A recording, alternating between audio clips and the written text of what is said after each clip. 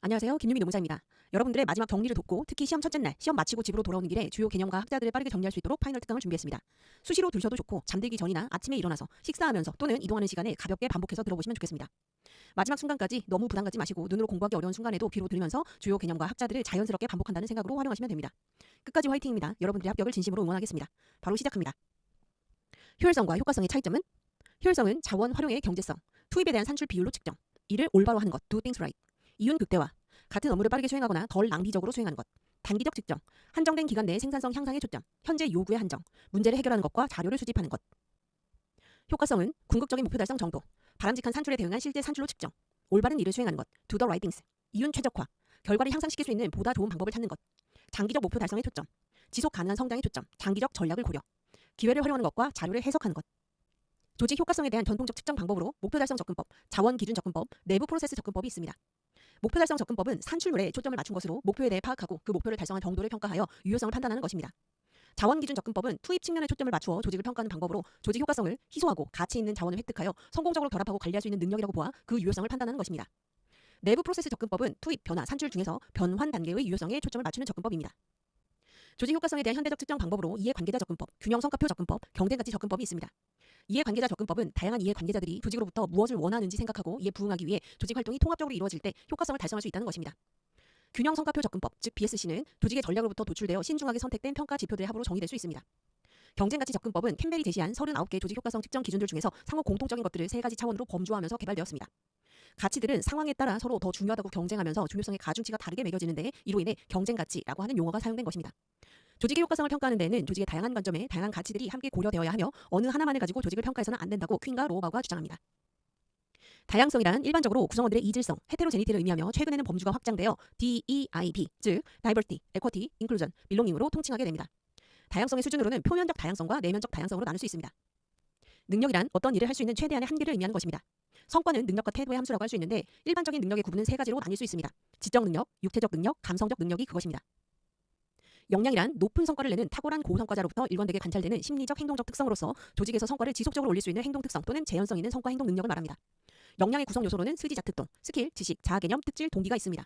역량의 특성으로는 행측계, 행동성, 측정 가능성, 개발 가능성이 있습니다. 역량의 유형으로는 공기직, 공통 역량, 기능 역량, 직무 역량이 있습니다. 창의성이란 길포드가 주장한 개념에 따르면 지식이나 정보를 독특한 방식으로 조합하여 참신하고 유용한 아이디어를 산출해내는 능력을 말합니다. 창의성의 구성 요소로는 아메발 교수가 전문성, 창의적 사고기술, 과업 동기를 제시하였습니다. 창의적 사고의 4단계는 왈라스가 첫 번째 준비 단계, 두 번째 부하 단계, 세 번째 발현 단계, 네 번째 검증 단계를 제시하였습니다. 지각이란 개인이 속해 있는 환경으로부터 오는 자극을 선택, 조직화, 해석하는 총체적인 심리적 과정을 말합니다. 지각의 메커니즘이란 선조회, 3가지를 의미합니다. 인상은 어떤 사람에 대한 지각의 결과로 나타나는 느낌이며 인상 형성 이론은 다른 사람에 대한 인상을 형성할 때 어떤 원리에 따르는가를 보여주는 것입니다. 관련 실험으로는 솔로몬 애쉬의 형용사 목록 실험이 있습니다. 인상 형성 과정에 나타나는 원리는 초현 일중합, 초도효과, 현저성 효과, 일관성 원리, 중심, 주변 특질, 합산, 평균 원리가 있습니다. 사회 정체성 이론은 헨리 타이펠과 존 터너가 주장한 사회 심리학 이론으로 개인이 자신의 집단 소속감을 통해 자아 개념의 일부를 형성하고 이를 바탕으로 타 집단과 관계를 맺으며 행동하는 방식을 설명합니다. 여기서 나오는 3가지 주요 개념이 있습니다. 범동비, 사회적 범주와 사회적 동일시, 사회적 비교입니다. 사회적 범주화는 자신과 타인을 특정 집단 범주에 귀속시켜 인지적으로 단순화하는 과정을 말합니다. 사회적 동일시는 개인이 특정 집단과 심리적으로 자신을 동일시하여 그 집단의 목표, 규범, 운명을 자기 정체성의 일부로 받아들이는 과정입니다. 사회적 비교는 사람들은 자신의 의견과 능력을 규정하기 위해 타인과 비교하려는 동기를 갖는다는 것입니다. 귀인이란 자신이나 다른 사람이 행한 행동의 원인을 추론하는 것을 말합니다. 귀인 이론이란 타인의 행동을 관찰할 때 그 행동의 원인이 외재적인지 아니면 내재적인지를 추론하는 과정에 대한 이론입니다. 켈리의 공변 원리에 따르면 사람들은 많은 상이한 조건들에 대하여 어떤 특정의 효과와 어떤 특정의 원인 사이에 연결을 찾는 경향이 있다고 얘기합니다. 사람들은 내적 요소로 귀인하느냐 아니면 외적 요소로 귀인하느냐를 결정할 때 주로 다음의 3가지 기준을 활용합니다. 합특 1. 합의성, 여러 사람들이 같은 행동을 보이는지. 특이성, 여러 상황들에서 다른 행동을 보이는지. 일관성, 오랜 시간 동안 같은 행동을 보이는지. 와이너는 사람들이 자신의 성공과 실패의 원인을 알고자 하는 특성이 있다고 가정하면서 대부분의 사람들이 자신의 실패나 성공의 원인으로 여기는 귀인 요소를 능력, 노력, 과업, 난이도, 운으로 설정하고 이와 같은 귀인 요소들의 특성을 원, 안, 동 3가지 차원으로 설명하였습니다. 원인의 소재, 어떤 일의 성공이나 실패에 대한 책임을 내적 요인에 두어야 하는지 외적 요인에 두어야 하는지에 대한 것을 말합니다. 안정성, 어떤 일의 원인이 시간의 경과나 특정한 과제에 따라 변화하는가의 여부에 따라 안정적인 것과 변동적인 것으로 분류할 수 있습니다. 통제 가능성, 그 원인이 자신의 의지에 의해 통제되어질 수 있느냐의 여부에 따라 통제 가능과 통제 불가능으로 분류합니다. 자기 효능감이란 개인이 특정 상황에서 특정 과업을 잘 수행할 수 있을 것이라는 믿음의 정도를 말합니다. 반드라가 주장했습니다. 자기 효능감은 특정 상황과 결부되는 경향이 있다는 점에서 자기 존중감과 차이점이 있습니다. 자기 효능감의 세 가지 차원으로는 과업 수준, 확신의 강도, 일반화의 정도입니다. 자기 효능감의 원천으로는 과대 구계 네 가지가 있습니다. 과거의 성과, 대리 경험 또는 타인에 대한 관찰, 구두 설득, 개인의 생리적인 상태로 각성이 있습니다. 성격이란 고든 올포트에 따르면 한 개인의 독특한 환경 적응 방식으로서 개인 내부에 존재하는 동태적인 심신 시스템이라 주장하였습니다. 성격의 어원은 베르조나에서 찾아볼 수 있습니다. MBTI는 칼 융의 심리 유형론을 근거로 하여 캐서린 쿡 브릭스와 이자벨 브릭스 마이어스가 일상생활에 유용하게 활용할 수 있도록 고안한 것으로 특정 상황에서 일반적으로 사람들이 어떻게 느끼고 행동하는가에 대한 100여 가지 항목으로 이루어진 자기 보고식 성격 유형 지표입니다. MBTI의 분류는 네 가지로 나눠볼 수 있습니다. 에너지 방향이 외향형이냐 아니면 내향형이냐, 인식 기능이 감각형이냐 아니면 직관형이냐, 판단 기능이 사고형이냐 아니면 감정형이냐, 이행 양식이 판단형이냐 아니면 인식형이냐. 그래서 이것을 잊지 않도록 ESTJ, INFP라고 나누죠. 그래서 2의 4은 16가지 유형이 도출됩니다. 다크 트라이에드, 바람직하지 못한 3대 성격이 있습니다. 마, 나, 싸가 여기에 해당이 되죠. 마키아벨리즘은 자신의 목적 달성을 위해서는 수단과 방법을 가리지 않고 비도덕적 방법도 불사하면서 다른 사람을 이용하거나 조작하려는 성향과 관련된 성격 특성을 말합니다. 나르시시즘은 그리스 신화에서 자기 외모를 너무 뽐내며 자부심을 가지다가 물에 비친 자신의 외모와 사랑에 빠지게 된 ним프인 나르시서스의 스토리에 기초하여 만들어진 성격 유형으로 자기애, 자아도취 또는 자기도취 성향이라고 불립니다. 사이코패시는 타인에 대한 배려심이 없고 남들에게 해악을 끼치면서도 죄책감이나 양심의 가책이 결여된 상태를 의미합니다. 가치관이란 어떤 특정한 행동 방식이나 존재 양식이 그 반대의 행동 방식이나 존재 양식보다 개인적으로나 혹은 사회적으로 더 바람직하다는 기본적인 신념을 말합니다. 즉 옳고 그름에 대한 판단 기준을 뜻합니다. 밀튼 로키치는 가치관을 두 개의 범주, 즉 궁극적 가치관과 수단적 가치관으로 분류하고 18개의 가치 항목으로 구성된 로키치 가치조사 RVS를 개발했습니다. 궁극적 가치관은 삶의 바람직한 결과적 혹은 궁극적인 상태와 관련된 가치 요소들을 의미하고, 수단적 가치관은 최종적 가치관, 즉 삶의 목적을 달성하기 위해 개인이 선호하는 행동 방식이나 수단을 의미합니다. 네덜란드의 사회심리학자인 홉스테드는 1980년대에 여러 나라들 간의 상이한 국가 문화적 차이를 분석하는 접근법을 개발하고 세계 40여 개 국가에서 근무하는 다국적 기업인 IBM의 종업원 11만 6천 명을 대상으로 작업 관련 가치에 대하여 비교 조사하였습니다. 그는 문화를 어떤 한 집단의 구성원들을 다른 집단의 구성원들과 다르게 만드는 인간 사고의 집단적 프로그래밍으로 정의하면서 관리자와 종업원은 국가 문화의 5가지 차원에서 차이가 있음을 밝혔습니다. 5가지 문화 차원으로는 권력의 거리, 개인주의 집단주의, 남성 여성성, 불확실성 회피성, 장단기 지향성이 있습니다. 홉스테드 연구 이후 많은 변화가 일어났는데 1993년 시작된 글로브 연구팀은 62개국의 825개 조직으로부터 수집된 자료를 사용해서 홉스테드의 5가지 차원을 확대 보완한 성차별, 집단 내 집합주의, 성과 지향성 등이 포함된 국가 문화의 차이를 나타내주는 9가지 차원을 확인하였습니다.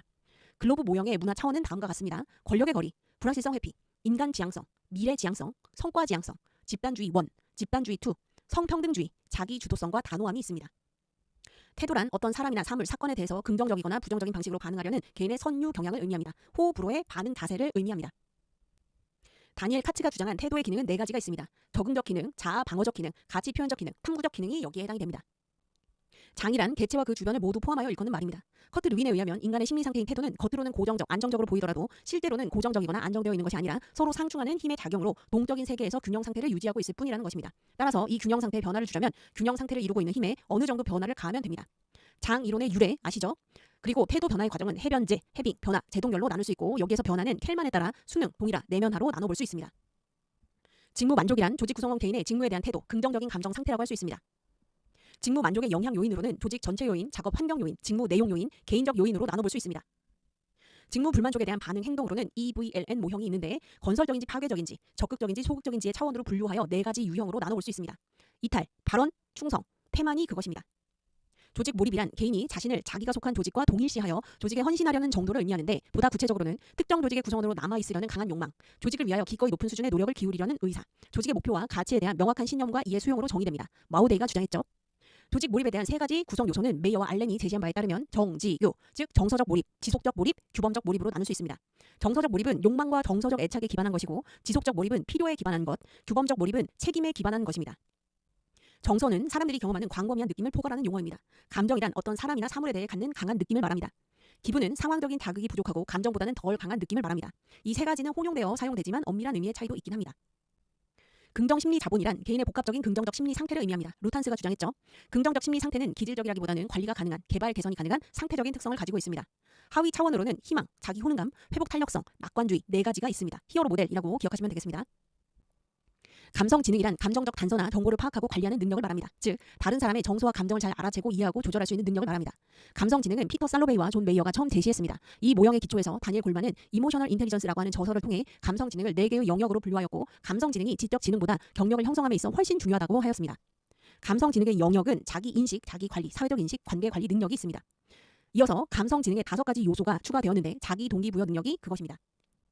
감정 노동은 호흐실드의 더 매니지드 하트라고 하는 저서를 통해 보편적 개념으로 자리 잡았습니다. 직무상 대인 간의 상호작용이 이루어지는 동안 종업원이 조직 차원에서 바라는 감정을 표현하는 상황을 감정 노동이라고 합니다. 감정 부조화라고 하는 개념이 있습니다. 이것은 전시적, 실제적 감정이 일치하지 않을 경우를 의미하는 것으로 감정 표현의 세 가지 분류, 즉 감정 노동의 세 가지 유형으로 가식적 행동, 내면화 행동, 진실된 행동이 있습니다. 스트레스란 환경 변화에 대한 반작용으로 발생하는 개인의 생리적 변화 및 심리적 변화를 가리킵니다. 생물학적으로 스트레스라는 개념을 맨 처음 정리한 한스 셀리에는 개체가 그 자신을 새로운 상태에 적응시키려는 일반화된 노력을 일반적 적응 증후군이라고 명명하였습니다. 이것을 전신 대처 단계 모형이라고 부르기도 합니다. 3단계 진행 모형은 경, 저, 탈로 나눌 수 있는데 경고 단계, 저항 단계, 탈진, 고갈 단계가 여기에 해당이 됩니다. 직무 요구 자원 모형에서 직무 요구란 직무 담당자로 하여금 직무 수행이나 완수를 위해 지속적인 육체적, 정신적 노력을 기울이도록 요구함으로써 해당 직무 담당자에게 상당한 생리적, 심리적 희생을 감내하게 만드는 직무 특성을 의미합니다. 여기서 직무 자원은 직무 통제력을 포함하여 보다 확장된 개념으로 상사와 동료들과의 의사소통, 지원, 팀 분위기와 같은 대인 관계적 요소와 전반적인 임금 수준, 경력 기회, 고용 안정성 등 조직적 차원, 그리고 음주 문화나 직장 문화와 같은 문화적 차원의 다양한 요인을 포함하고 있습니다. 여키스 다슨 법칙에 따르면 적정 수준의 각성 스트레스는 성과를 최대로 끌어올리지만 그 수준을 넘어서 과다 스트레스 상태가 되거나 미치지 못하는 과소 스트레스 상태가 되면 성과가 급격히 하락한다고 설명합니다. 카라잭의 직무 긴장 모델에 따르면 스트레스는 작업 환경이라는 요인뿐 아니라 작업 상황에서 개별 작업자에게 직무 요구가 주어질 때 그와 관련된 의사결정의 자유재량 범위, 즉 의사결정 수준이 스트레스의 정도에 결정적인 영향을 미친다고 주장합니다. 능동적인 직무는 직무 요구가 높기 때문에 스트레스를 주는 요인이 증가한다고 볼 수 있지만 의사결정에 있어서 자유재량의 범위가 넓기 때문에 스트레스를 주는 환경에 적절히 대처할 수 있습니다. 동기부여란 어떤 목표를 성취하기 위하여 개인의 행동을 자극하고 지휘하며 유지하는 과정입니다. 동기부여란 목표를 달성하기 위한 개인의 노력의 강도, 방향성, 지속성을 설명하는 역동적인 힘의 집합으로 정의할 수 있습니다. 성과, 즉 퍼포먼스는 모티베이션과 어빌리티의 함수입니다. 욕구 이론은 기본적으로 인간의 행동은 그가 지니고 있는 결핍 상태를 해소하기 위해 나온다는 전제에서 출발합니다.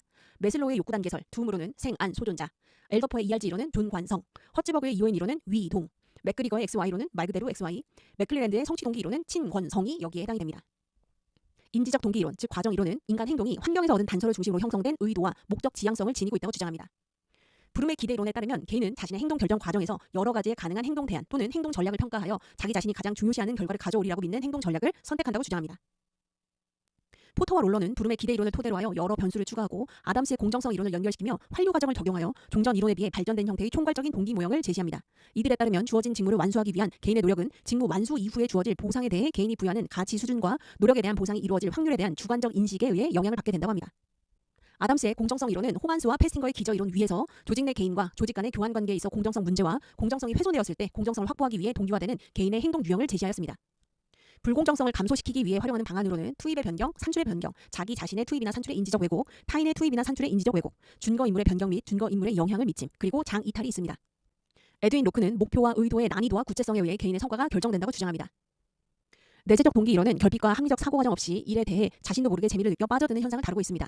헤크만과 올드햄은 5가지 핵심 직무 차원이 중요한 심리 상태를 유발하여 조직 구성원들이 동기부여되고 그 결과 내재적 보상으로 인한 업무 성과 및 직무 만족 상승, 이직이나 결근 저하 등의 결과가 나타난다고 설명합니다. 이러한 결과 변수들은 종업원의 성장 욕구 강도에 따라 달라진다고 봅니다. 부음은 다정중자피, 의책인, 모질만이, 성직이한, 그리고 마지막에 과자고수피까지 있습니다. 학습이란 반복적인 연습이나 경험을 통해 이루어진 영구적인 행동 변화를 말합니다. 고전적 조건화란 러시아의 심리학자인 파블로프가 제시한 이론으로 무조건 자극을 중성 자극과 관련시킴으로써 중성 자극을 조건 자극으로 바꾸어 새로운 조건 반응을 얻어내는 과정을 설명한 이론입니다. 조작적 조건화는 인간을 행동의 주체자로 보면서 인간의 행동이 강화를 통해 보상을 받게 되면 그 이후에도 자발적으로 반복되면서 이루어진다고 주장한 것입니다. 고전적 조건화와 도작적 조건화의 차이점으로는 학습 행동의 원리, 행동의 동인, 인간관, 인간 행동의 설명, 관련 실험과 학자가 다릅니다. 사회학습 이론은 반두라가 주장한 것인데 학습을 단순히 자극, 반응, 강화, 결과의 기계적 과정에 따른 행동 변화로만 보지 않고 여기에 개인의 성격과 인지가 결합된 복잡한 과정으로 인식합니다. 학습은 개인 자신의 인지와 행동 그리고 환경과의 계속적이고 복합적인 상호작용을 통해 이루어진다고 얘기합니다. 강화란 조건화를 통하여 개인의 행동을 촉진시키거나 소멸시키는 행동 변화 방법을 의미합니다. 강화의 유형으로는 긍, 소, 벌, 부, 긍정적 강화, 소거, 벌, 부정적 강화가 있습니다. 이때 긍정적은 적극적으로, 부정적은 소극적으로 번역될 수도 있습니다. 강화 스케줄로는 고간, 고비, 변간, 변비, 고정간격법, 고정비율법, 변동간격법, 변동비율법이 있습니다. 소거에 대한 저항이란 더 이상 강화가 주어지지 않더라도 행동이 쉽게 사라지지 않고 오랫동안 지속되는 현상을 의미합니다. 학습 속도란 개인이 새로운 지식이나 기술을 습득하는 데 걸리는 시간이나 효율성을 나타내는 개념입니다.